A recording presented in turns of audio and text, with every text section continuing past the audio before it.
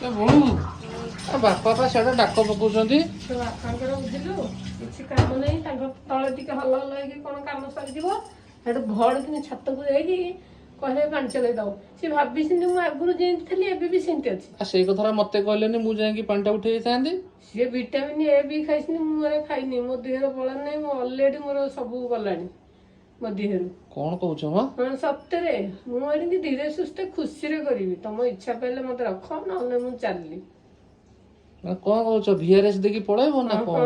ହଁ। ନା ନା ସେମିତି ନୁହେଁ, ଆଉ ତମକୁ ଯାହା ଦରକାର ଦିଆହବ। ଭିଟାମିନ ପ୍ରୋଟିନ ଯାହା ତମେ ମାଗିବ ଦିଆହବ। ମୁଁ ମାଛ ମାଂସ ପ୍ରୋଟିନ ପାଉଡର ହୁଁ ଯାହା ଖୋଜିବ ଆଣିକି ତମ ଗୋଡ ତଳେ ପକାହବ।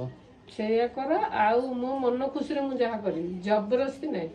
ଜବରଦସ୍ତି ନାହିଁ। ନା ନା ପାଣି ଛାଡ, ସେ ପାଣି ଉଠା, ସେ ଡାକିଲାଣି ଧାଇ ଆସ, ଏସବୁ ନେଲୁ ବାବାଙ୍କୁ ପଡିକି ମୋ ଗୋଡ ହାତ ଭାଙ୍ଗିବି। ତାହେଲେ ଠିକ ଅଛି, ମୁଁ ଯାଇକି ସେଇ କଥା ବାପାଙ୍କୁ କହିଦଉଛି। ଯା କହିଦବୁ। କାହିଁ ଅଯଥା ନହେଲେ ବାପା ନହେଲେ ଉଣ୍ଡିକି ବସିଥିବେ। ମୁଁ ଯାଉଛି ବାପାଙ୍କୁ କହିଦେଇକି ଆସୁଛି।